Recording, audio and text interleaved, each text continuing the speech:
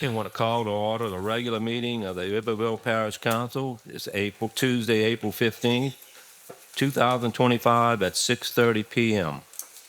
Have a roll call, please. Allen, Easley, Dominique, Frazier, Smith, Here. Pierce, Here. Jenkins, Here. Markins, Here. Bradford, Here. Martinez, Here. Darden, Here. Morgan, Here. Jewell. Here. Let the minutes reflect we do have a quorum. This time I'd like Mr. Matt Jewell to lead us in the pledge. Allegiance to the flag of the United States of America, to the republic for which it stands, one nation, under God, indivisible, with liberty and justice for all. At this time, I'd ask, we have a parish employee, Miss Monica Edmond, who lost her brother, and also Miss Charlene Siplin, who lost her mother. I'd like to ask for a moment of silence.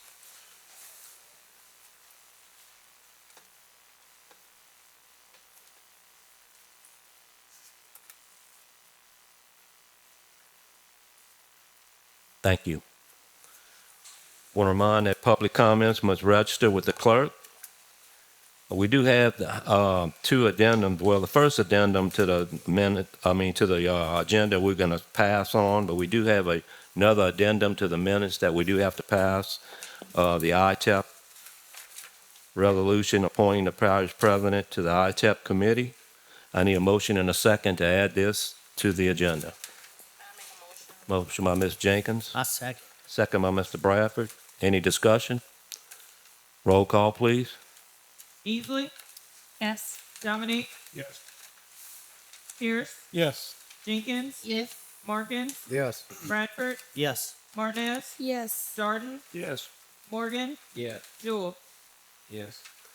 I want to make a motion too, if we could move it to 11B. Right, 11B.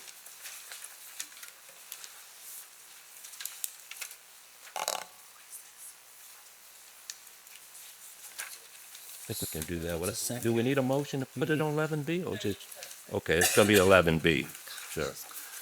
Okay, presentations and appearances, we do have a couple of them tonight. First off, we have Mr. Justin Alamo with Acadian Ambulance Service.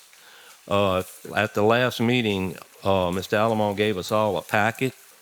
And after reviewing the packet and the discussions with him, I asked him to come and give a presentation because I thought it was really a good opportunity for some of our constituents.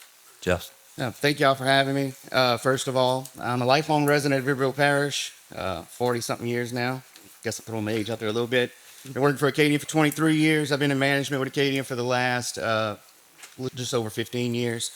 And we're always trying to recruit some people and offer some education and job opportunities.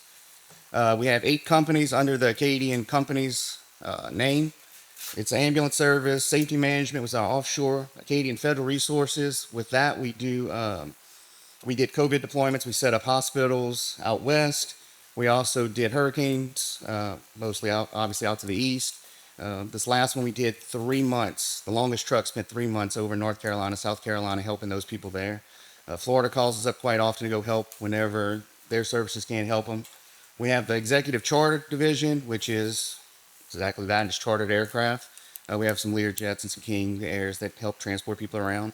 Some of those are also medically configured. Acadian Health is kind of like a home health program we're doing now. We contract out with specific facilities and specific doctor's offices, and we go do the visits so the patients don't have to necessarily come in, try to keep them out of the hospital. And a lot of times that's your Medicaid, Medicare type patients. So we're trying to keep that out of the system, healthy, but out of the facilities. EMS Academy, which we're going to talk about a good bit tonight, and then AirMed. AirMed is rotor, which is helicopters, is in Louisiana, but our fixed wings can pretty much go anywhere. We have a lot of history from 1971. We're 53 years and counting. We started off with 2 ambulances, 8 employees. Now we're at 5,000, roughly 5,000 employees company-wide, with over 600 ambulances on the road. Big difference than where we were a long time ago, obviously. This is just, the next one is where we service. It's the gold sections or our counties and parishes. We're in Tennessee, Mississippi, Louisiana, and Texas. All the major, I guess, markets in the Texas East Division, Houston, San Antonio, Austin. So there's a lot of opportunity for people to travel with us. We're in Nashville, Memphis, and then, of course, North Louisiana and most of the southern part of Louisiana. We do have a couple in the north part of Louisiana now. The reason I bring that up is because we also help each other. Now, with different packs and stuff we have, we're able to send medics from, say, something bad happens or just the call volume's crazy. We can send medics from Louisiana to Texas to help, and Texas can send medics to us to help, which is really nice. We have strike teams that kind of bounce back and forth to help with that. Company on the ambulance side, let me get more specific on us. We do emergency and non-emergency transports. We do over 2,100 patient transports per day, and you can add a good percentage above that on stuff that we respond to and don't transport. Over 500, roughly 600 and something ambulances with our spares across the states. 6 transport vans, which are wheelchair vans. 8 helicopters in Louisiana, and then 3 medical helicopters. Fixed wings that we can transport. We go down to Mexico and stuff, pick up patients quite often, actually. Iberville, let's talk about home. We do both emergency and non-emergency. We also do the rotor, so the helicopter side of it. We respond to over 4,000 emergencies every year in Iberville Parish, which is a significant number of emergencies. We have 4 ambulances across 3 stations.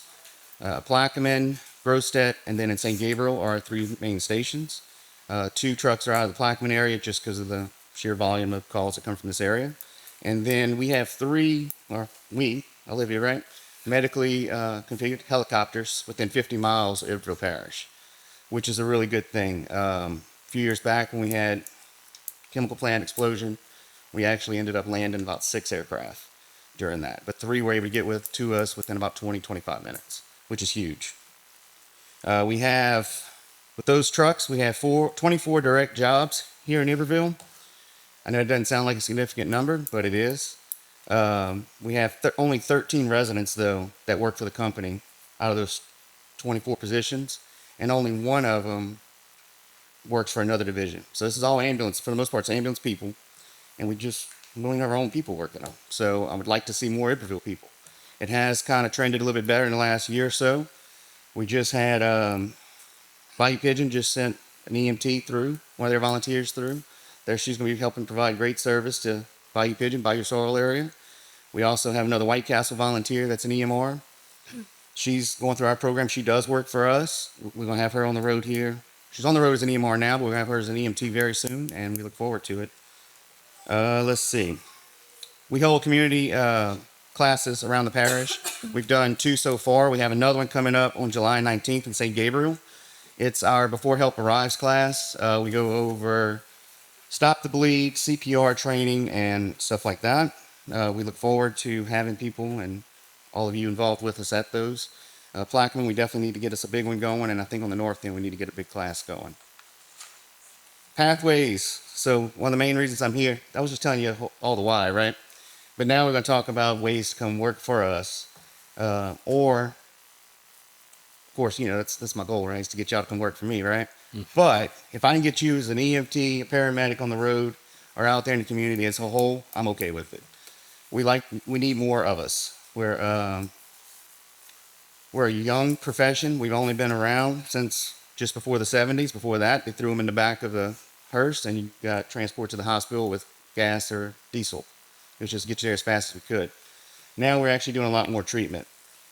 High school, I don't know if y'all know this or not, but there's 3 schools in the parish I know for sure that are doing EMR programs.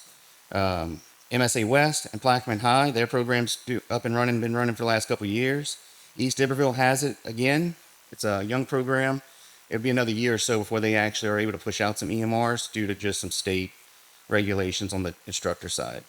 We meet with them and we're trying to get them on board with us.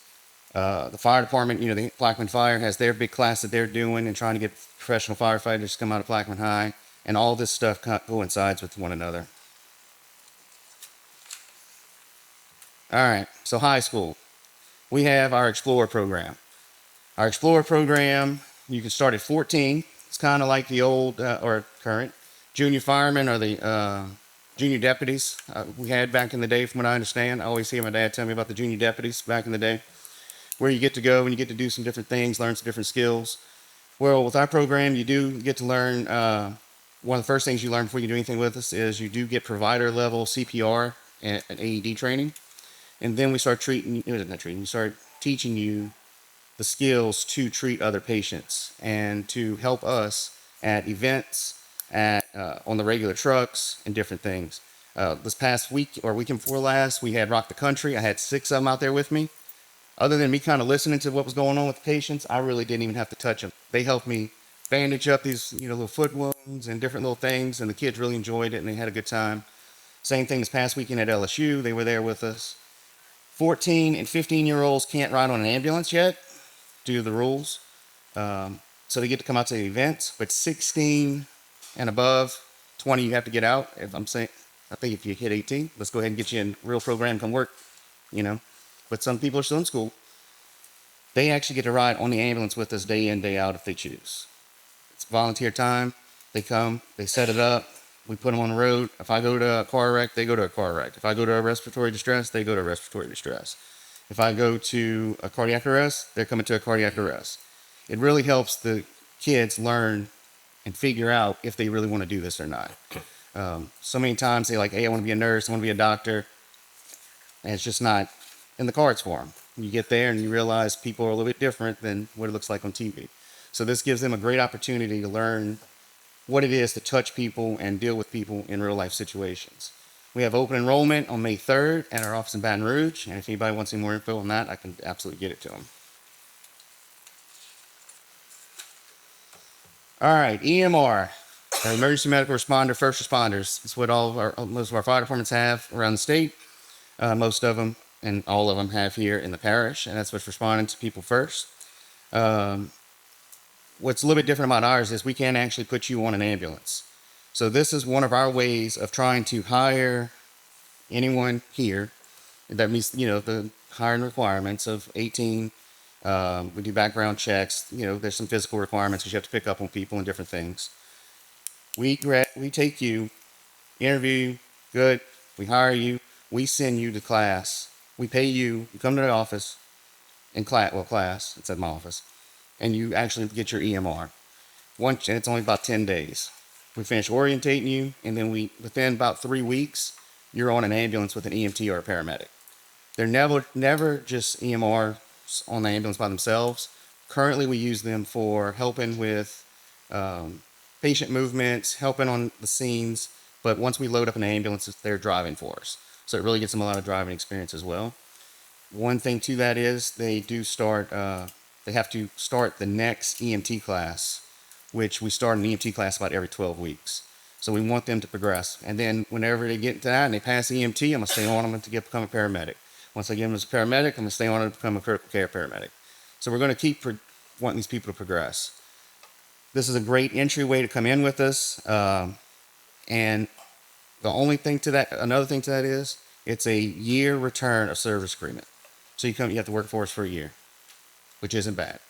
And we move on from there. EMT. So this is the big one we got right now. The next class is June 2nd. We are offering a 70% discount, which brings on tuition and fees, which actually brings tuition and fees down to $400. So $400 gets you through the class part of it. You just have to additional things, or you got to pay for your physical if your doctor doesn't do one, of course. You have to pay for your uniform, and you have to pay for your books. So under, let's say, roughly $1,000, you can have a career as an EMT, which is absolutely huge. We are only offering this on the east side of the state and in Texas, so not even the whole state's getting this discount right now. And then once you get to that, we can move you on to the different areas and go from there. The class is 12 weeks long. And you only have to it's a hybrid where you do most of it online, and then you have to come to class 2 4-hour sessions, or a total of 8 hours a week for skills. Other than that, you get to do it from your house. You get to do it from wherever you want to do it. You just have to finish your coursework in the right time. It's great with getting into med school. We have a bunch of med school students. We have a bunch of nursing students.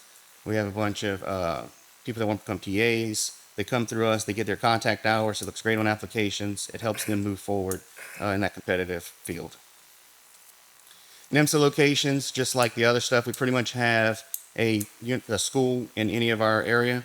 So I had somebody last week say, well, no, I'm moving to Lake Charles this summer. I said, well, go take the class in Lake Charles. Go work in Lake Charles. Like, we're hiring then literally the entire company. And it's all the same rules apply except for the 70% discount that we're able to offer on the east side of the state right now. And then just some of our benefits and stuff we do get to get you in the door and get you hired. We have the dental, we have the health, we have the vision, sick time, vacation time, all that good stuff. We're 401, we have 401 obviously, but we're also an ESOP company. So we're 100% employee owned. I own part of the company, which is awesome. And I actually have some other slides in here that's going to kind of help us understand that. But we give you your initial issue of uniforms. We also then give you an annual issue. And we also do some relocation and sign-on bonuses if you already have the certifications. So the 401, of course, most people know how 401 works. 401 works, but we match you with 4% in company stock. And the ESOP basically means we're not publicly traded. So we only get an evaluation once a year. Our number stays where it's at for the year. Next year, we see how it goes. If we're good with the money, we get to make some more money on our ESOP. And just this past year, unfortunately, we did go 100%. Mr. Richard, that passed away last year, had some of the stock from when he started the company, which is understandable. Stock price. So from 1992, when we started it, to now, we're just under $80 a share. This past year, we had a 34.6% increase. And that's from, a lot of that is unfortunately from him passing away, but then a big part of that is from us doing well as a company and expanding into those different markets and different areas. So this just kind of shows, 5 years just in your ESOP. This doesn't even need to do with your 401. People are able to, if you leave, we write you a check that following year. We don't want you owning part of us. We don't want to do the hard work for you, right? So, a 5-year employee, if they've been contributing as long as they were eligible, you're looking at what, $37,000 a year. You're looking at our employees, a bunch of them retired on us when they got that big percentage recently. I mean, they're over $2 million a year. I mean, $2 million in their account. That has nothing to do with their 401. That is just their ESOP account. So that's one of our big draws, is our ESOP side of it. And then, of course, we have the regular requirements. We do require you to get National Registry once you pass the EMT or paramedic course. You got to, of course, be able to get a state card. So that's where some of that background check stuff comes in, and you have to be able to obtain the different driver's licenses and pre-employment stuff. So that's pretty much a lot of it. I want to thank y'all for having me, and I also want to, I believe y'all's invitations came in for the paramedic luncheon, which is on May 9th. I know Chris, Parish President Chris, attended last year with Dwayne, and they seem to have a good time. Get to learn a little something, see people from all over our company. I invite you all to come with as well. It's on a Friday. It's Mother's Day weekend. I remember when Mother's Day is, that Friday. So it's right there in Lafayette. Come take the ride and come hang out with us. And I'm going to hang out after. So really, an 18-year-old coming right out of high school can start with y'all, and that's be his career going forward. Can progress on up and go through with nothing but a high school education. Yep. Other than the education that y'all give them.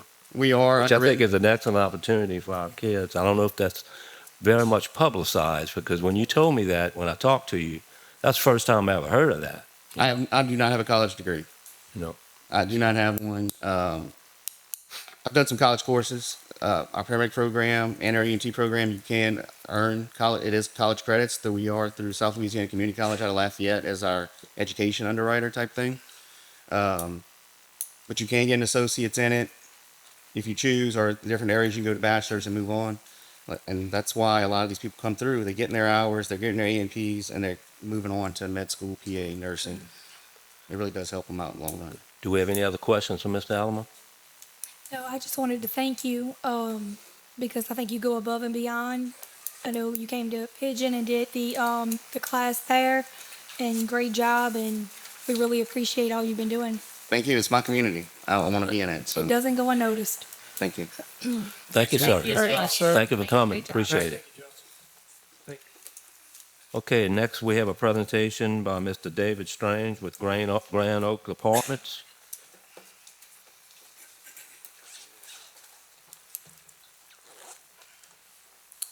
David Strange, thank y'all for having me here this evening.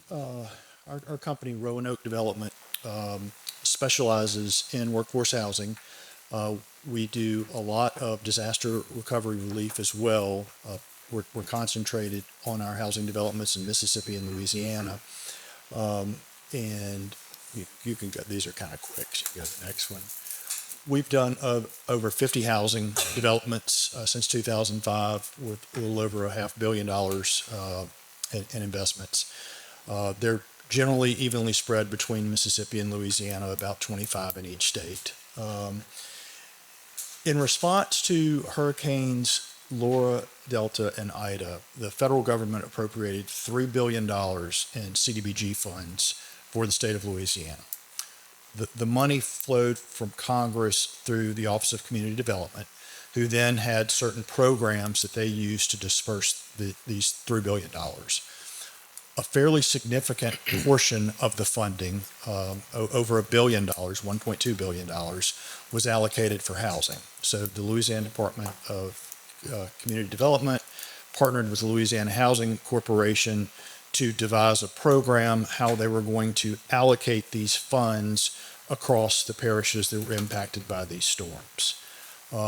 They decided to kind of divide it up into two sections. Those parishes that were affected by Laura Delta, they did that first. Lake Charles, suffered the most damage from these storms, and they wanted to get boots on the ground and housing rebuilt as quickly as possibly they could in those areas. And then secondly, to Hurricane Ida affected areas, which this parish qualified for. What the state did is took proposals from companies like ours that specialize in these workforce housing developments. And once you kind of put your name on the list of what you were proposing, the state commissioned market studies to see which areas, there were 20 some odd parishes that were affected by Ida, and where the most housing demand was. When that was published, we set upon to put applications in for a project here in Iberville Parish and one in West Baton Rouge Parish. And we were ultimately successful. Go to the next one. In July of 2024, we were given a grant for our housing development proposals in both of those parishes. The proposal here, it's on 58805 Bellevue Drive there. Go to the next one. It's about a 7-acre parcel. Go to the next one. And that's our award letter. We got $6,597,000 in community development block grant funds. Go ahead. That is our site plan that we have worked on for this development. That's one of the things that we'd like to kind of discuss a little further tonight. But as you see, it's not a very dense development, and it has significant room for any drainage that's necessary, things of that nature. Go to the next one. That's our prototype apartment building. I've built that exact building in probably 5 different municipalities just in the last 18 months. We don't try to reinvent the wheel. Whenever we go somewhere, we know how to deliver on this product. Go to the next one. And then here's kind of the breakdown of this particular development. It's 8 one-bedroom apartments, 28 twos, and 32 threes. The way that the financing is structured on this is we get a grant of the Community Development Block Grant Funds. Additionally, we get an equity investment. In this case, we have traditionally gotten our equity investments from Berkshire Hathaway. but we were approached by Renaissance Bank, who very recently acquired the First Bank here. And as part of their Community Reinvestment Act requirements, they approached us about making the equity investment. So we're talking to them about providing the equity. And then we end up having a permanent debt of about 2.8 million. So the total development cost of these 68 units is a little over $17 million. And that's pretty expensive construction. We'll get into that in a minute for a multifamily dwelling unit. It's about $260,000 per unit in construction cost. You can go ahead to the next one. And these are some of the reasons why. That because these funds were appropriated for disaster recovery, we're required in the communities that we rebuild in to make these dwellings storm resistant, impact resistant, and they're built under a new program called fortified building. And just a couple of the concepts of that are, for instance, with your roofing system, it's tied down to the slab through tie down hardware and things like that. All the windows or doors are complete impact resistant. They're not just rated for whatever tier we're in for hurricanes and stuff. I mean, we have backup power at the apartment complex. There's multiple generators, things like that, so it won't lose electricity in the event of a storm. It's also flood resistant. And in this case, what that means is anything under 3 feet above the bottom floor level would have to withstand being immersed in storm waters for a 48-hour period. And so you can't use sheetrock, things like that. It's a product called paperless gypsum that you have to use, all these things. So that if there ever was water intrusion, everything can be easily removed. The cabinets are marine grade cabinets, things like that, so they can withstand inundation, so there's minimal impact. Within the development, because every segment of the population was affected by these storms, not only across every income group and other demographic, but by age and things like that. So when we're rebuilding these, we have to kind of touch on all members of the community. And so we have some of the 1-bedroom units that are set aside for elderly residents. We have a couple of units that are ADA retrofitted, meaning that all the appliances, everything are for handicap accessible individuals, including hearing and vision impairment.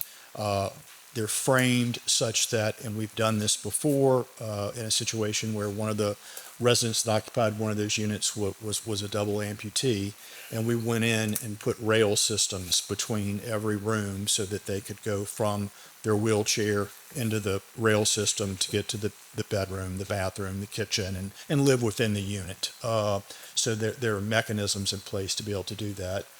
These communities are fully fenced. They're gated. There's access key codes to get in and out of the community. Go ahead.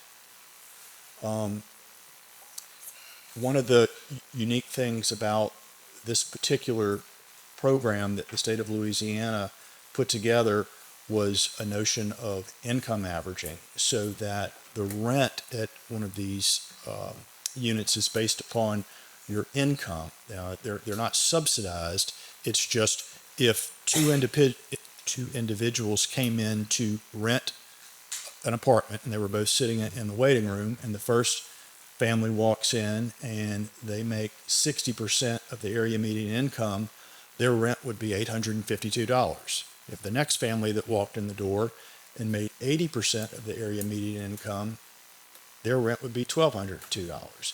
The area median income for Iberville Parish is $79,000. And so it's a function of that, so that the family that makes $65,000 is paying the $1,202. The family that makes $48,000 is paying the $852. So that a family is not burdened by the amount of rent that they're paying.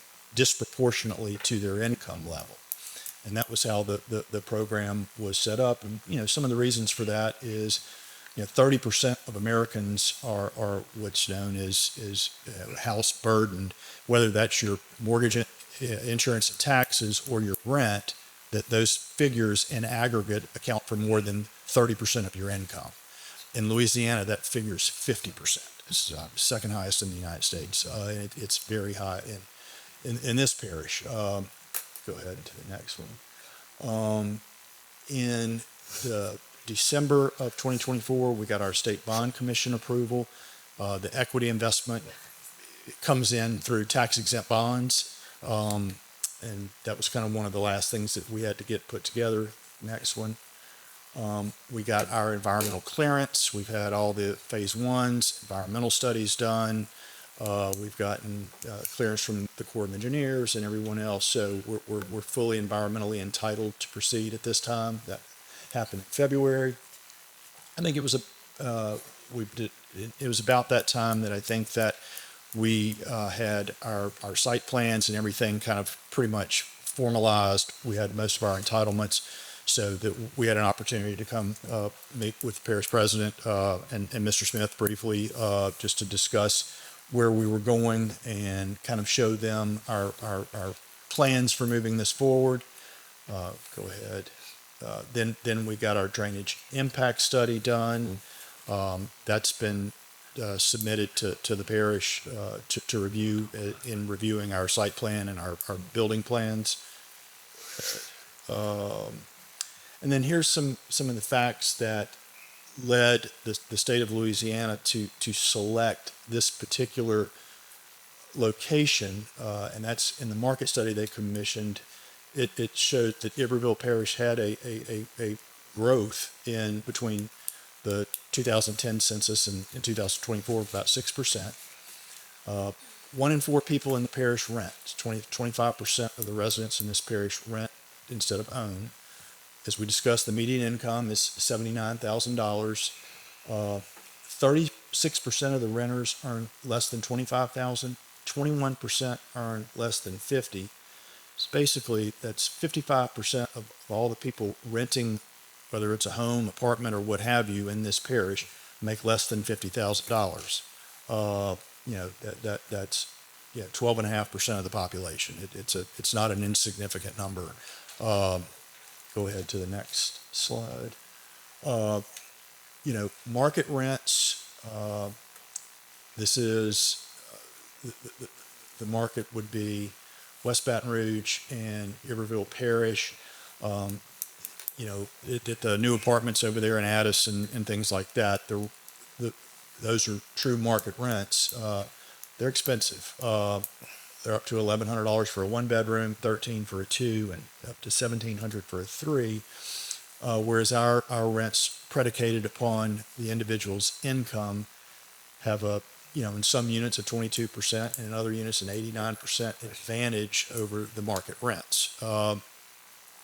There's only 32 affordable housing units in Plaquemine. It's a very old USDA development, which that's a rent restricted, federally subsidized development. Not what we're doing, but it just illustrates that there is very little affordable housing. Go ahead. Let's see. And that's generally the end of it. Our company, we're the development company and the construction company. We've done this, many, many times over, but we subcontract our work. So we come in and all the local companies have an opportunity to bid on these jobs. We buy our materials locally, so there's a sales tax implication on this. And then we own, manage, and maintain these developments into the future. They each have a full-time manager, maintenance personnel that we would assume would be members of the community. We also, in the market study, supports that in all of these developments, the residents are already members of the community. They're already living here. They're just going to find a better, more affordable, new energy efficient option to live in. And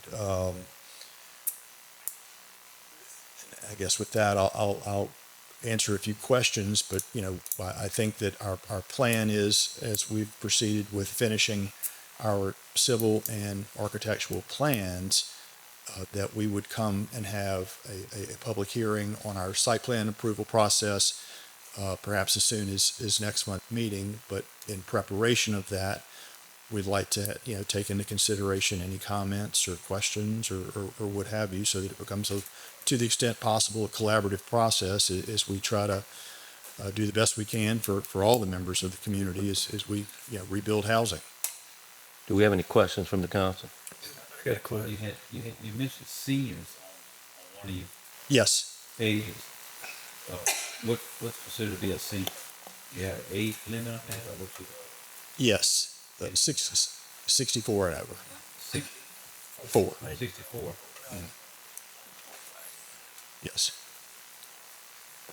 Yeah, question. Yes, sir. So what was the name of the company again? Roanoke. Roanoke. All right. So what you're trying to do is put projects on the Bellevue Road, like going down the highway right there, like Section 8 holding, Right across from the mobiles. right across from the mobile station. Right. No, this doesn't have anything to do with Section 8. You gotta have a job to get one of these involved. Just low Yeah, income yeah, you gotta have- apartments. No, not low income. It's when you go to Based 80. off your income. I'm sorry. It's based off your income. Right. It is. Yes. But an individual that makes 80% of the area median income would not be considered low income. That would be moderate income. And if you make 100% of the area median income, that would be high income. I have a question. Okay. Yes, sir. So we have a bunch of chemical plants near here, Yes. and we have an influx of workers when they have expansions, and we don't have the housing for them. Correct. So would those people be eligible to live in these units? Yeah, up to 80% of the AMI. And so it's 70. I have that math somewhere. I'll give you the exact number.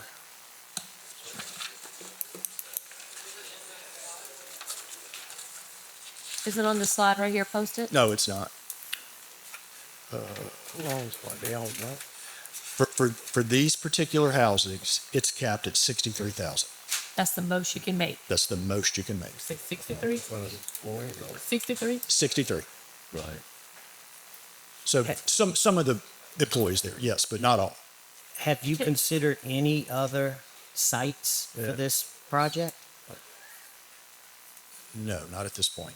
I did a site on the west side, Sir? I'm sorry, on the east side, Iberville Parish. No, sir, not for this particular development. This is the site that we turned into the state So that first- that was approved. First Yeah. time over here. Yes. So who owns the land now? Y'all do? We do not. We have an option. You have an option. So we're kind of looking for a pre-approval. Is kind of what you're coming for. Off to You know what I'm saying? Like, So I mean, there's some steps we got to take. I mean, we like to get. I mean, I know me as a councilman here with the tax assessor has to say about it for our properties around it, going up or going down. The city, the mayor, we have to get him. You're right outside. You're adjacent to the city right there, bumping up against city property, and they got a bunch of codes and regulations that go in the city of Plaquemine where I don't know if you meet all those requirements of the city, but it's you're bumping up straight up against city lines right there. yeah, so The city do- of Plaquemine, I'm telling you. Have Correct, you been we- in touch with the city of Plaquemine? I'm sorry? Have you been in touch with I have, them yes. and Yes. with the water, and are they saying they're going to provide that? Have you got confirmation from them? I do not have confirmation of that. We don't have confirmation from the mayor about the Oh. city sewage and all of that. Not at this point. But I just obviously, kind of wonder where we at. Wonder where we at with them. So who you spoke with the city? I'm sorry, Who did you speak with? the mayor. The mayor? So I do have a question, and maybe you could educate me on this. So if it's the funds that you're using, which is the piggyback resilience? Yes. Or prom? So I know that combines federal disaster funds with low income. So my only concern is when it comes to the low income housing, I know Section 8 normally requires, I mean, that all works hand in hand basically, right? Low income, and so the funds you're using is not going to require, I mean, the $1,200 a month is really not low income. So I'm wondering how these funds are used for that if the rent's going to be that high. I mean, it doesn't have to meet a certain criteria with using these funds. Yeah, so the low-income housing tax credit program is just a designation of housing tax credits. Okay. And so, there's two kinds. There's 4% and 9%. These are 4%. And so 4% credits are underwritten with state bonds, which is why we had to go to the State Bond Commission. And so what would happen in this instance is we would get basically $8 million in tax exempt bonds. We would use that as part of the construction loan. And in the end, in this case, in my example, Renaissance Bank would then pay off the $8 million in bonds. They would retire the bonds. And then Renaissance Bank would put $8 million into the development as equity. Okay. Thank you. Okay. This is my concern. On that stretch of Bellevue, which is a state highway, it's 5 lanes, 2 in each direction, middle turn lane. We got less than 30 residents that face that Bellevue.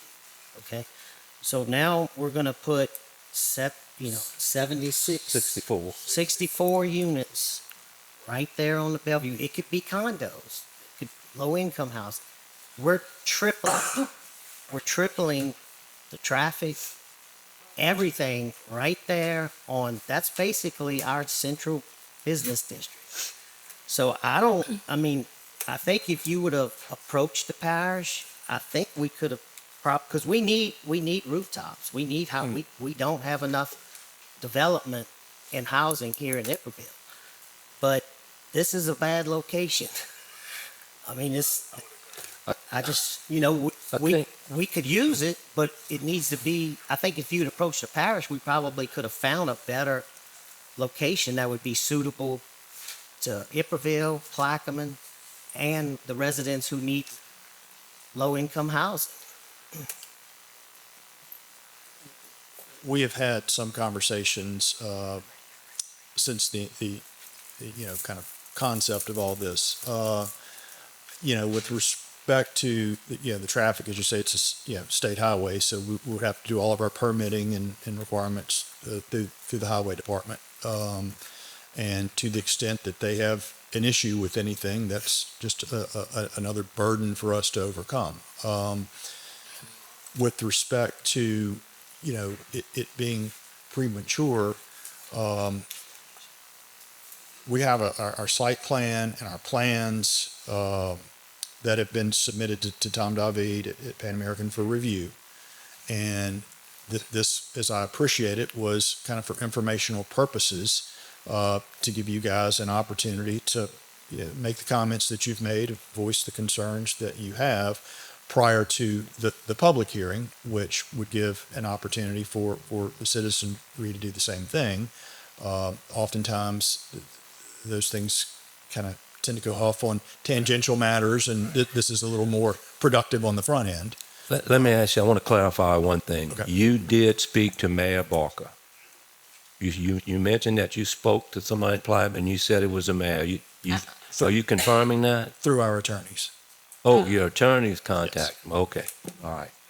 Well, look, obviously, you know how this works for us. I mean, this is the first time that this council's has seen this. I saw it, but they haven't seen it. So they're going to have to go back like all of us. We answer to our constituents. We're going to have some sort of hearing down the lane a little bit with our constituents to find out exactly how the public feels about this stuff. So And this is your area. yes, it is my area. It's his area. Absolutely, it's my area. And then I think you should speak with the mayor as well. And their council. I mean, we got to get confirmation from the city whether they can even handle the utilities, I know, because I know for a fact that the sewer system, we're the one gave the city that sewer system. And we gave it to them when it was inadequate. And they took it. So, I mean, we need confirmation back from the mayor on it, all that, you know, so. Yeah, so, That's what I have to say about it. We need the rooftops. Everybody comes here to work yeah, and leaves here, correct, you know. We have to find a way to get people to stay there. right. And we have to start somewhere. So we can run these guys out. We can welcome someone else. We have to do something. Tell me since it stays the same year in, year out. It doesn't change. No. It doesn't, I have a question. So who came with this location? Like who found this area and said this is where I want to put these? our real estate agent, Okay. It was 6 months. Oh, yeah. it's in a residential area. Right. And so this is a residential development, so it seems congruent with the surrounding uses. It's suitable size. It had, you know, we were told that the infrastructure is in place. The mayor took upon himself to get involved. Our mayor? No, the mayor Plaque. Yes. And so, through our attorneys, he has been contacted, as has the Department of Justice and, the Public Service Commission. So we would expect that matter to be resolved in very short order. Excuse me, I personally think that it will be a struggle to find people to meet that criteria of making that much income and then charging $1,200 a month. So- That kind of concerns me because I just, So the market study, showed that at those rents in this location with the demand for housing at that price points in this parish, that this development would satisfy 1% of the demand. It means you could build 99 more of them and fill them up. So this same project, is it just the same one that kind of got something like the one in Port Allen in West Baton Rouge? Yes. They didn't go with it. What was their reason? I'm just wondering. They bump up with us. I just, you know, we're neighbors. they have a lot of issues with the $1,200 a month. You know, And it was a bad location. Or no, I think once it's presented to the mayor and they select men and women and see what they feel, to see how they feel about it, then it'll give us a better idea.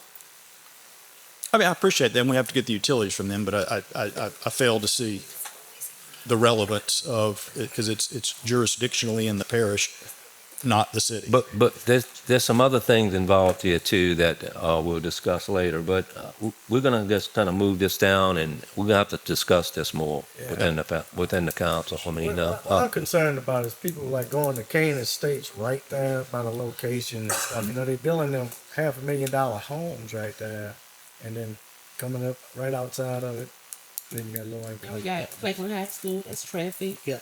It's Got schools right there, St. John's. Yeah, that's one of the reasons for our location is to be proximal to the school. Yeah. And you know, these multifamily units cost more per unit than the surrounding houses. Case. right. Any more questions? Yeah. Well, we thank you for coming, Yeah, Mr. Strange, thank and you. we've been involved. right. Okay, the council did get a letter from our attorney, Mr. Scott Stassi, and he's gonna retire or quit or whatever he wants to call it. And I think Scott, Thank y'all. No, I'm not quitting. I'm not really retiring. I don't know if all of you know this, but 2 years ago I did retire from the district attorney's office. I hired back part-time and after 34 years. So I do still work at the district attorney's office, but it was always been the plan that that I transition from my job as the parish attorney to hand it over to someone else. I don't know if all of you know this. Some of you were predated me here. I don't know what that says about you or me, but I've been here for over 24 years, I think it has been. But as the record goes, is the district attorney's office provides you legal assistance at really for those years that I've served. Before the sales tax passed, you were our budget. You provided us with the money to operate the district attorney's office. Now that the sales tax has passed, we don't rely on you for our budget anymore, and we want to thank those who helped that pass. I want you to know that the sales tax has created a fund for the district attorney's office to never burden Iberville Parish Council ever again. It has created a fund that we are self-sufficient, and for the future, I don't think the district attorney's office will ever need funding from you guys again. We appreciate the housing of our office and what y'all do provide for us, but thanks to the sales tax, we don't have to do that.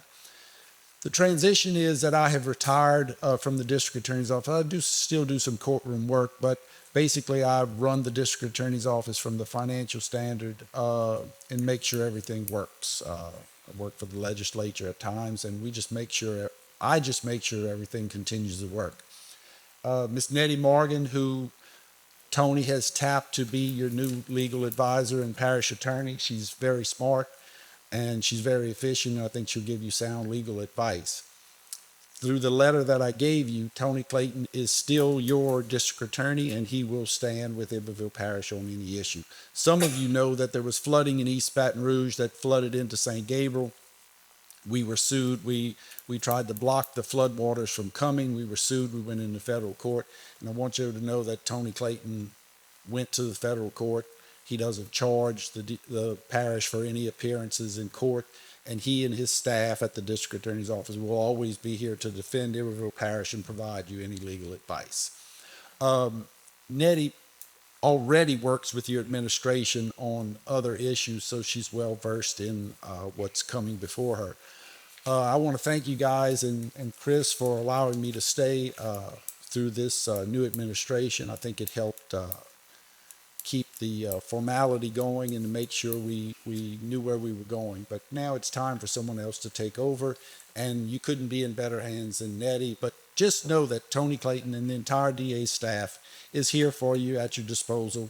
If Nettie's not available, I told her I'd be here just to make sure that you got what you need. So with that, I'll answer any questions, but you're in good hands with Miss Morgan, and our office is still here for you. Well, we want to thank you for your service, Scott, for sure. Thank y'all. thank you. It's been Yeah. good. Some of you know we've been through a lot, storms and the federal government and flooding and a lot of things. So it's been good, and we're still here. My number doesn't change, so if you need something, call me. Thank you, Scott. Welcome, Nettie. We welcome you. Okay, reading and approval of the minutes. Mr. Chair, I'd like to forego the reading of the minutes and accept them as written. A second. Motion by Ms. Jenkins, second by Mr. Hunter. Roll call, please. Easley, Yes. Dominic, Yes. Pierce, Yes. Jenkins, Yes. Morgan, Yes. Bradford, Yes. Martinez, Yes. Sargent, Yes. Morgan, Yes. Sewell. Motion carries. Mr. President? Yes, sir. Ladies and gentlemen, Chair. First of all, congratulations, Scott. Thank you for all your years of commitment to the parish and for all your hard work with the district attorney's office and serving the parish council. I'm gonna start off with our employee recognitions tonight. We do have one employee for the month of April that has met a 5-year goal. And so we want to congratulate and welcome Hunter Berthlot with our 911 operations. Hunter, come on up.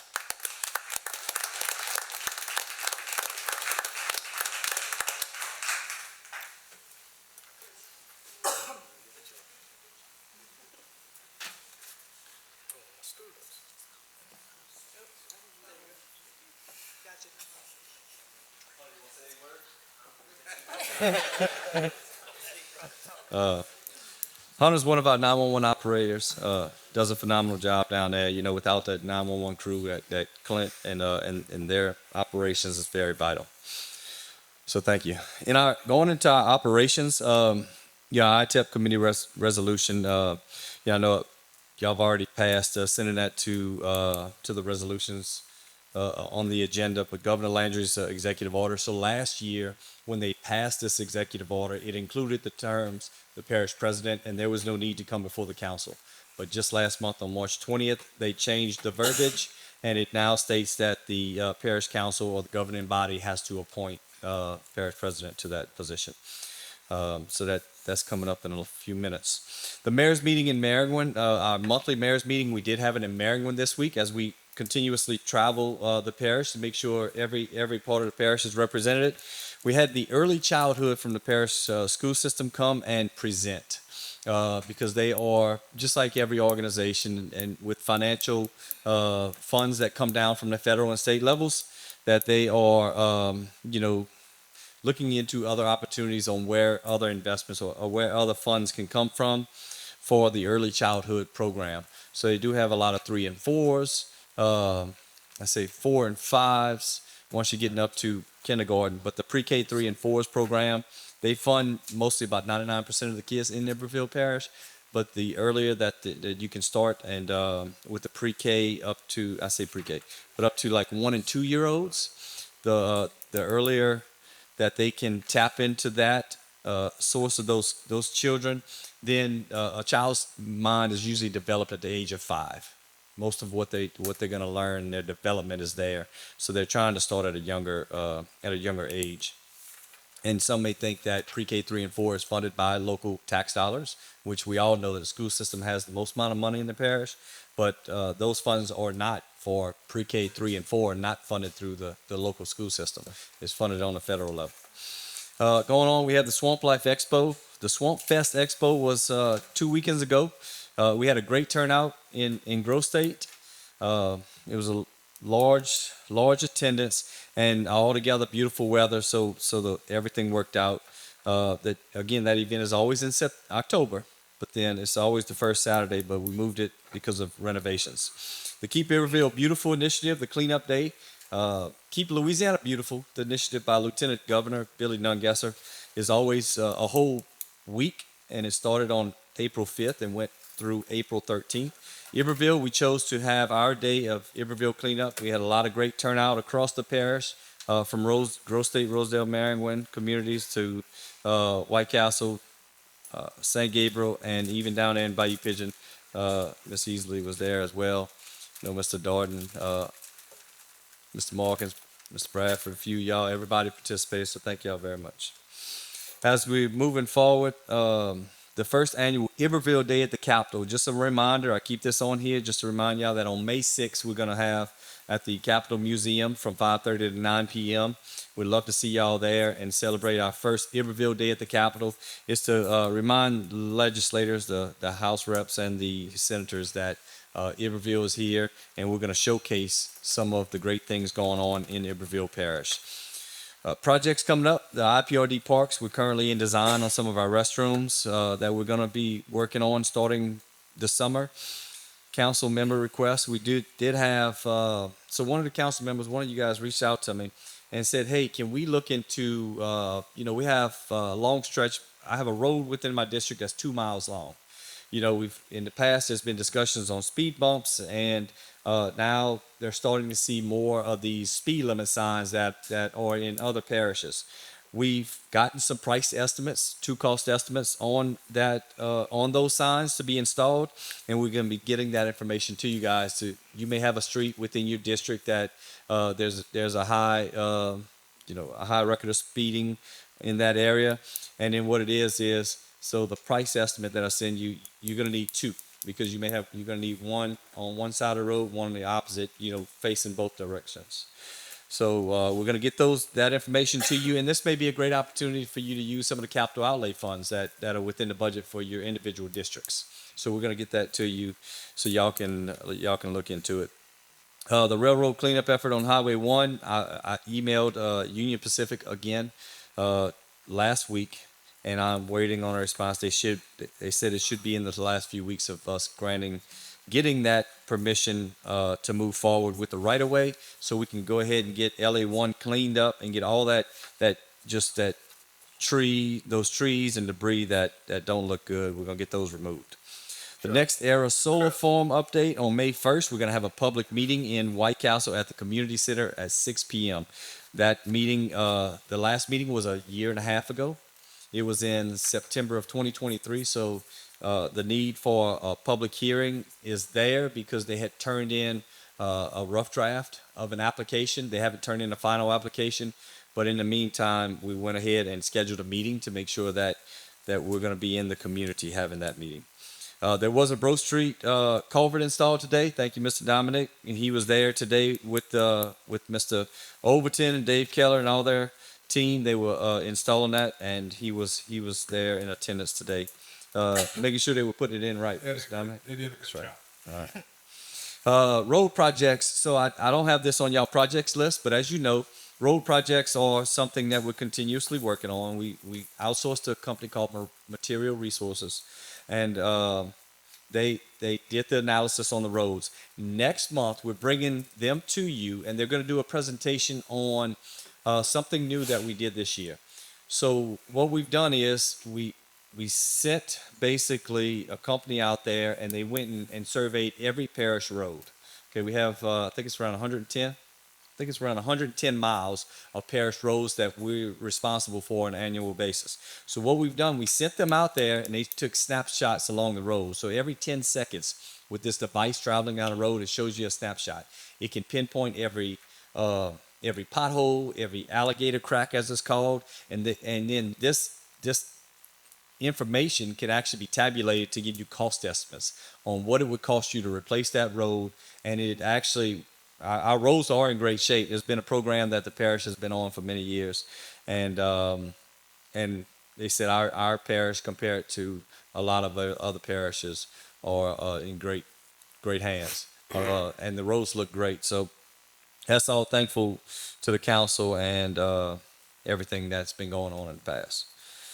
So we'll have that presentation next month. What we've done is we've had 11 roads that we asked you guys, hey, identify some roads in your district that need attention. They may be gravel roads, maybe have businesses down it, and these are roads that may predate the charter. And then so the police jury, and then those 11 roads are going to be turned over to the parish engineer, and there's going to be a rubric. That rubric is going to identify and then kind of grade all of those 11 roads. It's going to put them into a list of which ones that are going to be priority that we're going to try to start working on and start improving those roads for the community. Some may have businesses on them. Some may have 20 homes on those roads and things like that. Yes, sir. So on them, the private road, some of the private roads, are they gonna like act like all send letters or something, like if they decide on one? I had like one road, they were like they gonna have to sign off on them owning their property. Yeah, so the first thing is us acquiring the right of way, like Right. us acquiring the right of way in order to do this. Some roads, the right of way is already there. We Right. may have water lines down there. We may have the drainage ditches. So certain right of ways are there. But yes, all that's a part of the process. Cause like I have one street, I'm just saying, it's like 8 people live on the road, and we had 7 out to 8 houses want it and one not want it. It's just, I was wondering how that was gonna work. No, if we don't have the right of way for the full access, that road is put on the side, and it's not going to be a priority. Simple. So yes, Thank you. sir. You're welcome. The capital outlay legislative request, I kind of put this on there. The same items that were on there last month. I put these on there because in the past, the requests that we put in on the legislative level, these are some of the projects that you can go to your local state reps. Like you could talk to Chad Brown, or you could talk to Caleb Kleinpeter, one of our other representatives, all the way on the north end. We have Jeremy Lacombe. So all those representatives on the state level, these are projects that we put in. Bayou Pigeon Community Flood Levee Extension, Bayou Plaquemine Locks, the pump station that has been silted in over years. Bayou Saw, Bayou Pigeon Fire Department. There's a radio systems communication tower, and Choctaw Bayou drainage improvements. Just things that we're always looking at drainage. Hey, Chris, what Choctaw Bayou drainage and ecological improvements? Where's that back 1148? So the Silver Tower, from the Silver Tower on the Bellevue, going back towards like Highway 404. South. Those areas. Okay, south. Yep, on the south side. South. All right. Community upcoming dates. We do have those. Look, tomorrow is the Council on Aging Fish Fry. So if you don't have anything going on, we're doing it at the Rosedale Community Center. That's an event that working with the Council on Aging. That event was in Plaquemine last year. This year it's going to be in Rosedale. So it's going to be at 10:30 in the morning, and we'd love to see you there as council members. Next Tuesday at 10 a.m., we have the state secretary of DEQ coming to Plaquemine. They're coming to the burn site.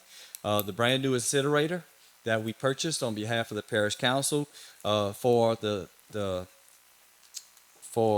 sanitation department and Mr. Brandon's department.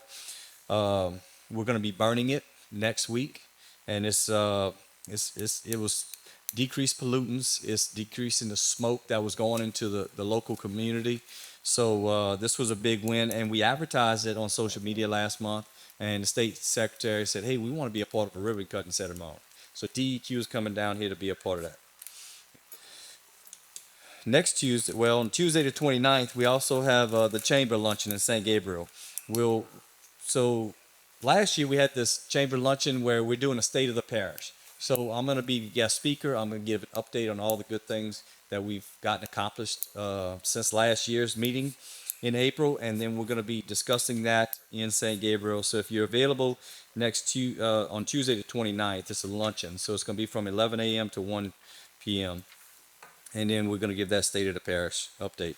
And the last is, again, I've mentioned Tuesday, May 6th. So we'd love to see you at the Iberville Day at the Capitol. Any questions? I know it's already been a long meeting, so I'm not going to hold y'all up. Thank you. Thank you, Chris. Randall? Good evening, council chair, council clerk. I'm trying to be quick. Okay, sales tax off about 9% from where we were at, from our budget for this year. I'm keeping an eye on it. I just really believe that consumers and industry are just wary of the national economy and just kind of putting things on hold as much as they can right now. I'm keeping my eye on it. Matt, you asked me at the last meeting when we passed the Tamiko, the gas sale, the prepaid gas sale. Everything was gone. We were ready to close, and this is another casualty. I'll call it a casualty of the tariff deal. The markets are in disarray right now, so we were unable to close on that deal as of right now until the markets get into a better situation. That was going to be an additional $100,000 to $150,000 a year for the parish.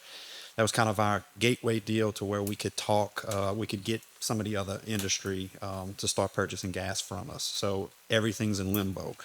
The BRIC grant application for the $10 million to construct the emergency 911/EOC center. We spent a lot of time on it, and we got word 2 weeks ago that it had been canceled by DOGE had got with FEMA and canceled that program. So all that work, it was as of right now, was for naught. We also were notified that the federal grant for $1,350,000 for the mobile command center has been canceled. That happened last week. We still have the PHMSA grant, which is $2.5 million. I don't know that they got to the Department of Transportation yet. So just hoping we can get that going and maybe get it locked in to where it doesn't get canceled also. On a positive note, the Fed has not lowered the rates. This is important because I had initially projected that the rates were going to go down about to 30% of what we collected last year, and they hovering around 4%, which is some additional revenue to make up for this drop in sales tax revenue. So we'll just keep continuing to monitor, what's going on. The global market has got everything, as y'all know, in disarray right now. We're working on our financial statement audit right now. It's due on June 30th, and y'all have your financial statements. If y'all have any questions, I'll entertain them. And I'll keep y'all posted on those things that are going on. Any questions for Randall? Thank you, Randall. Thank you. Appreciate it. Okay, prior to this meeting, we did have a public hearing on an ordinance to amend Appendix B, the Unified Development Code, of the compiled code of the ordinance of Parish of Iberville for the purposes of routing all planning commission recommendations to the parish council for final approval. I need a motion and a second. Make a motion. Motion by, Second. motion by Mr. Jewell, second by Mr. Markins. Roll call, please.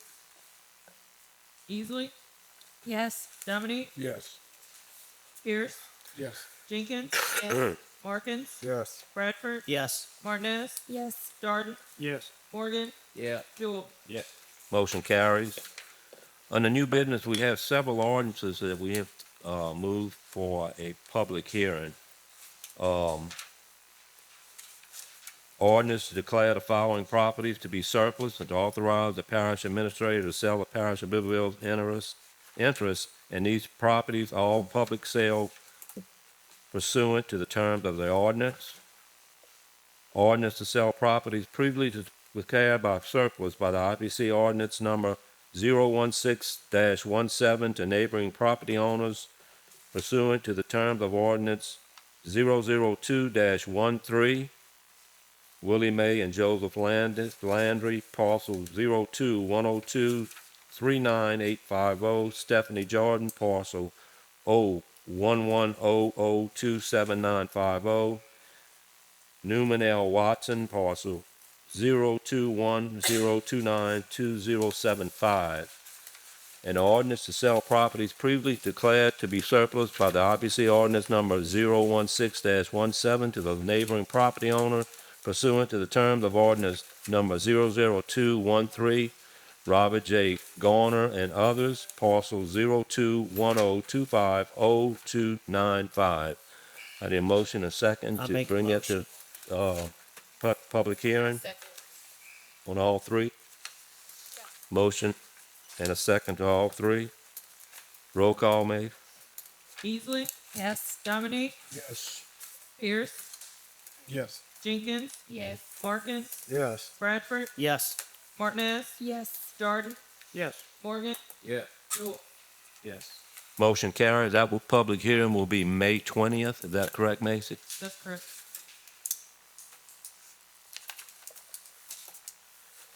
Okay, under B, we have a consideration of variance for Grand River Properties. Brandel? So at the Planning Commission meeting earlier today, the Planning Commission voted favorably to grant a variance to the Grand River Properties for the creation of 87? Yeah, 70 something. Yeah. The site map is here. This is a conceptual. He's trying to get approval of those 70 something lots, and what he's going to do is, I think he's going to mark them, survey and mark them as he finds buyers for them. Any questions for Randall? All variances that this is a variance on the lot count for sewer. It's a rural area. Everyone in that area is on septic tank MODAD systems in that area. It's on a highway. It's on Highway 70. The sewage and all that, Yeah. everything, all that's gonna be good. Well, it's all got to be approved by the state before we would file any of these lots. Grand River Properties. Yeah. Down towards Jack, past Jack. We'll tell you, the new changes we made to the Plan Commission seem to be running smooth. The signs were posted on those lots. We had nobody that came to the meeting to speak in favor or against that. So gave a whole month for review. So it seems to be working. Okay, I need a motion and a second. Make a motion, bring it forward. I second. Motion by Hunter Markin, second by Mr. Morgan. Roll call, please. Easley, Yes. Dominique, Yes. Pierce, Yes. Jenkins, Yes. Markins, Yes. Bradford, Yes. Martinez, Yes. Darden, Yes. Morgan, Yes. Jewel. Yes. Motion carries. Okay, on the resolution, we have a resolution A, authorizing a lease of property for public boat launch. And resolution B is to appoint the parish president to the IP committee. Do I have a motion and a second? I'll make a motion. Motion by I Mr. second. Dodd, I second. second by Mr. Bradford on both, A and B. Roll call, please. Easley, Yes. Dominique, Yes. Pierce, Yes. Jenkins. Yes. Parkins, Yes. Bradford, Here. Martinez, Yes. Darcy, Yes. Morgan, Yes. Jewel. Yes. Motion carries. And if there's no further business, I entertain a motion and a second to adjourn. Motion. Yes. Meeting adjourned.